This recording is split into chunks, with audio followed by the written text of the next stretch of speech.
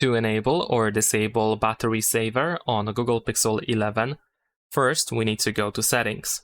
Over here, in Settings, you want to scroll down a little bit, and then you should be able to find Battery and Charging. And then in here we have the battery saver. Now we can just tap on this switcher over here to turn on battery saver, or turn it off. You can also choose between the standard battery saver and the extreme battery saver.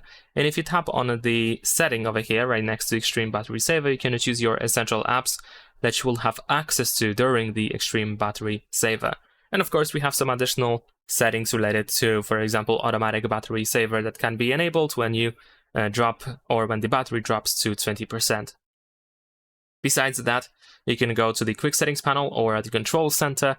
And usually over here you can find a battery icon with the plus, which is of course the battery saver, so you can easily enable or disable it over here.